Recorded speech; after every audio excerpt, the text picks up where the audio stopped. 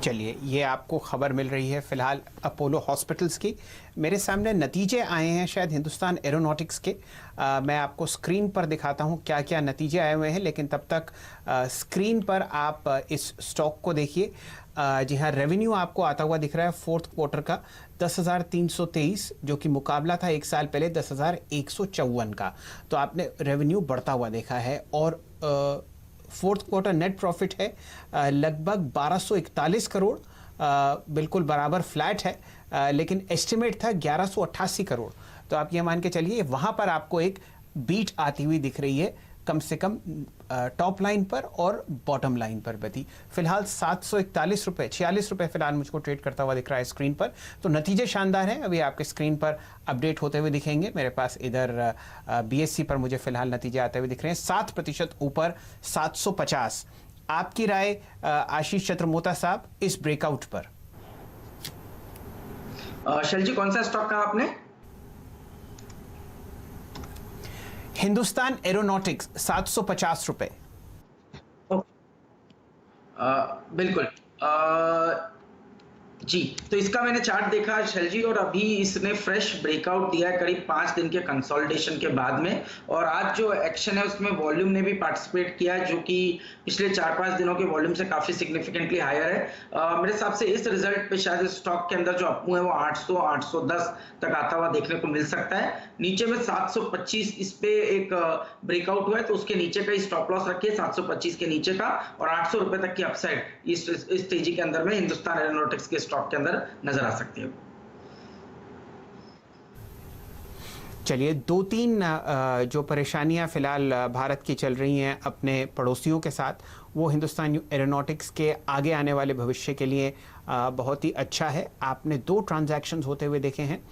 Russia के जो export रजीम है उससे भारत सरकार गवर्नमेंट टू गवर्नमेंट एक ट्रांजैक्शन कर रही है 12 सुखोई जेट्स का और लगभग 21 मिग-29 एयरक्राफ्ट का। वो सारे रिपेयर्स और वो सारी जो उसकी मेंटेनेंस है आपको हिंदुस्तान एरोनॉटिक्स पर आती हुई दिखेगी। कोविड के दौरान जब आपने बहुत सारी कंपनीज को लोअर रेवेन्यू और बिल्कुल माइनस पैट रिपोर्ट करते हुए देखा है, हिंदुस्तान एरोनॉटिक्स का फोर्थ क्वार्टर रेवेन्यू बिल्कुल बराबर है 10,323 करोड़। और अगर आप प्रॉफिट देखें तो एक्चुअली बड़ा है पिछले साल के मुकाबले 1241 करोड़, एस्टिमेट था 1188 करोड़। आपके सामने 740 के आसपास ट्रेड करती हुई दिख चुकी है। सुमित जी हमारे साथ जुड़ चुके हैं, उन्होंने चर्चा किया था थोड़ी देर पहले नतीजों का। और अब बारी है सावधान इंडिया की।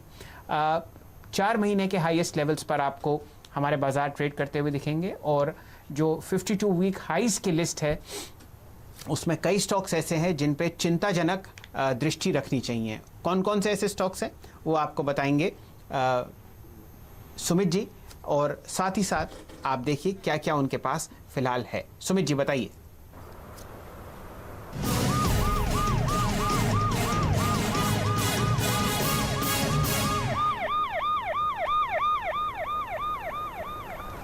शुक्रिया शैल जी। देखिए, आज जो कंपनियां चुनी गई हैं वो वही लिस्ट में से निकाला है जो कि साल के ऊपरी स्तरों पर कामकाज कर रही हैं। तो पहला नाम है बर्नपुर सीमेंट का। कई साल पहले इनके मैनेजमेंट से मुलाकात हुई थी, वो नॉर्थ ईस्ट में कंपनी कामकाज कर रही थी और अपने कई सारे प्रोजेक्ट्स के बारे में उन्होंने उस टाइम चर्चा भी की थी।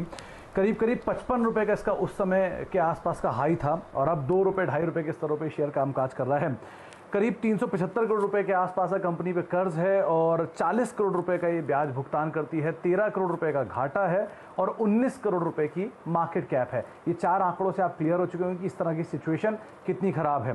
प्रमोटर की हिस्सेदारी 92%, 92% गिरवी रखी हुई है, जबकि प्रमोटर इस कंपनी में 27 से 28% हिस्सा खुद होल्ड करते हैं, और उसका भी 92% हिस्सा गिरवी रखा हुआ है। शेयर अपने हाई लेवल से 96% वाइप आउट हो चुका है, करीब करीब 55 रुपए का हाई, और वहां से आज 2-2.5 रुपए के स्तरों में कामकाज कर रहा है। अब कुछ की पॉइंट्स, जैसा 5 साल से कंपनी के नंबर्स में प्रेशर है, 5 साल से घाटे में है, लगातार पिछले 10 साल से कंपनी की डेट बढ़ते हुए आपको दिखाई पड़ेगी, और कंपनी ने आज तक के इतिहास में कभी डिविडेंड नहीं दिया है। तो इससे आपको पूरी तरह से कंपनी की फाइनेंशियल सिचुएशन क्लियर हो गई होगी। लेकिन ये शेयर फिर भी साल के ऊपरी स्तरों पर है। कोई भी निवेश करते हैं तो वित्तीय सलाहकार की राय लेकर ही निवेश करें। इसके अलावा दूसरा नाम है डिगजैम का। इस कंपनी की वेबसाइट में जब तलाश रहा था कि टेक्सटाइल कारोबार दिखाई पड़ रहा है, लेकिन वेबसाइट पे ऐसा कुछ दिखा नहीं। हालांकि बीएससी ये कहता है कि टेक्सटाइल कारोबार के अंदर ही कामकाज करती है। करीब करीब 1000 करोड़ रुपए का कर्ज है, 15 करोड़ रुपए का ये ब्याज भुगतान करती है, 44 करोड़ का ये घाटा पोस्ट करती है और 36 करोड़ की मार्केट कैप है। मार्केट कैप से ज्यादा घाटा साल के अंदर आता है इस कंपनी को। 13% इस कंपनी का हिस्सा जो प्रमोटर का है वो गिरवी रखा हुआ है। 31% प्रमोटर स्टेक रखते हैं और उसमें से 13 गिरवी रखा हुआ है। हायर लेवल से शेयर 80% वाइप आउट हो चुका है।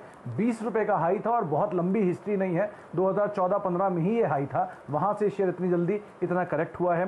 5 साल से कंपनी के नंबर्स में वीकनेस, यानी 2015 से लेकर अब तक घाटे में तब से ये कंपनी चली आ रही है और कंपनी ने अब तक कोई डिविडेंड नहीं दिया है और सेल लगातार पिछले 5 साल से टूटती चली जा रही है। तो फाइनेंशियल सिचुएशन टर्मोइल में है।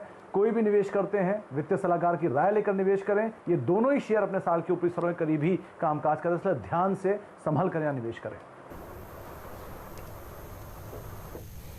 चलिए, दिग्जैम से परे रहिए और बर्नपुर सीमेंट पर अपने हाथ ना जलाएं।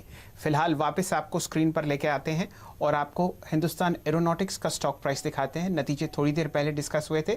811 का हाई लगा के ये वापस 800 रुपए के आसपास ट्रेड करता हुआ दिख रहा है। आशीष चतुर्मोता साहब, आपने बिल्कुल आग लगा दी, जैसे जेट इंजन फायर करता है वैसे आपने रैली आते हुए देखी है। बताइए क्या कीजिएगा अब? जी बिल्कुल शैल जी, तो मेरे हिसाब से इस स्टॉक में जिस तरह का एक अपमूव हमें वापस से देखने को मिला है, इस स्टॉक में मेरे ख्याल से अब आपको स्टॉप लॉस रिवाइज करना चाहिए। 817 का हाई बन चुका है, तो अब आपका स्टॉप लॉस होना चाहिए 760 का और रैली कहीं ना कहीं 850 तक आती हुई नजर आ सकती, क्योंकि यही उसके लास्ट स्विंग हाई थे जहां से करेक्ट हुआ था। तो 840 850 की जगह इस स्टॉक में बनती नजर आ रही है। इस बीच वीरेन जी की बर्थडे पर एक, जी हाँ, ये देखिए क्या शानदार आपने चार्ट देखा है। यहाँ पर आपको ब्रेकआउट बहुत अच्छी तरीके से होता हुआ दिखेगा। ये इंट्राडे चार्ट है। अगर आप डायरेक्टर साहब लंबी अवधि का चार्ट दिखाएंगे तो 4-5 दिन साइडवेज ट्रेंड करके नतीजों के बाद बिल्कुल रॉकेट की तरह आपको हिंदुस्तान एरोनॉटिक्स का स्टॉक ट्रेड करता हुआ दिखेगा। ये 10 मिनट का चार्ट है। डेली चार्ट कैंडलस्टिक्स में दिखाएंगे तो आपको दिखेगा कि बहुत शानदार आपको मूवमेंट आता हुआ दिख रहा है। आपके स्क्रीन के सामने वॉल्यूम और प्राइस दोनों का शानदार ब्रेकआउट। नीचे आपके सामने लगभग 7 लाख शेयर ट्रेड हो चुके हैं और अब आपके सामने प्राइस है 810। सर्किट आज इसका है 838। वीरेन जी आपकी तरफ।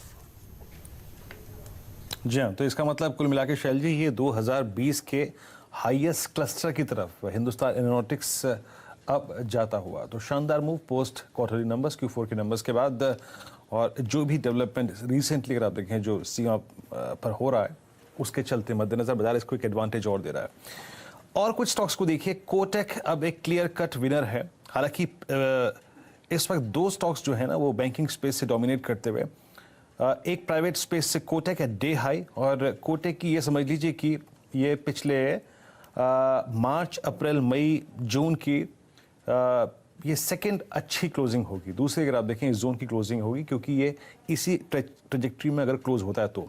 और एक है पीएनबी 37.25 डे हाई पर, और नंबर्स के बाद इस पर एक मूव आया था। हालांकि कल ये जिस लेवल से वापस आया था, याद रखिएगा पीएनबी, वो इसका एग्जैक्टली 100 डेमा था और 100 डेमा को इसने करीब करीब ये समझ लीजिए कि जनवरी 2020 से छुआ नहीं था।